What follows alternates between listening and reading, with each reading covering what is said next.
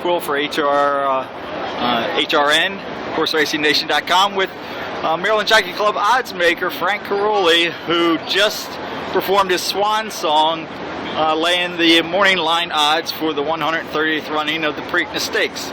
So Frank, you made Orb, the Derby winner, even money, and my loot, second choice, basically because of Rosie.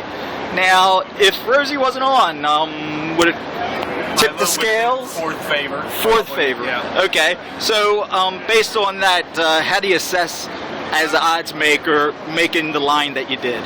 Well, it was really, Orb was going to be even money or 4 to 5, and if you put him at even money, you could sneak in maybe a 5 or 6 to 1 shot and an 8 to 1, and then if you put him at even money, you could, do what I did, a 5 to 1, a 6 to 1, 8 to 1. So he shaped the whole field based on that even money or 4 to 5. Do I think he might be 4 to 5? Yes, I do. But the whole odds board's going to be dependent on how heavily my loot's bet.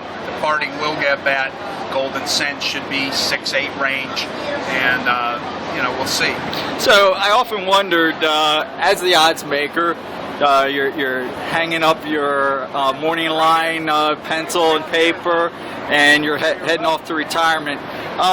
What are the type of memories you have, whether it be a big race, a claiming race, any memories that you have? Well, you always remember ones, and you remember ones you bet on or you hit big. Mr. O'Brien in the Dixie, I believe, 2005 is one of the biggest bets I ever made, so that's a fond memory for me. But I just think the Preakness, speaking as a racing fan and not an employee here or the odds maker, it's really the greatest race out there if you look at the history of it. You have race of the century with Easy Goer and Sunday Silence, and now Shug McGahee returns with Orb. You had the acrobats of a Fleet Alex with Jeremy Rose, just stands out as a great race. The hullabaloo surrounding Smarty Jones was just unbelievable.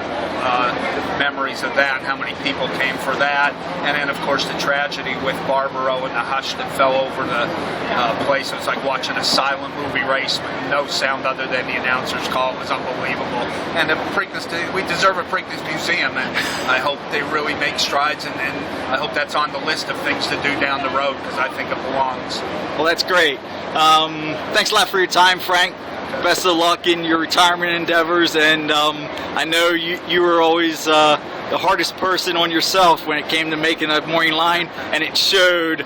Your morning line compared to the betting lines were pretty much spot on, and I know you take pride in it. Well, I take pride because I have a lot of critics out there, and the minute you're wrong, they're texting you or calling you, so other than that, it doesn't matter as much. But everybody's a Monday morning quarterback, right? They get the text back at them when I am right. So. All right, well, thanks again, Frank. Take care. All right.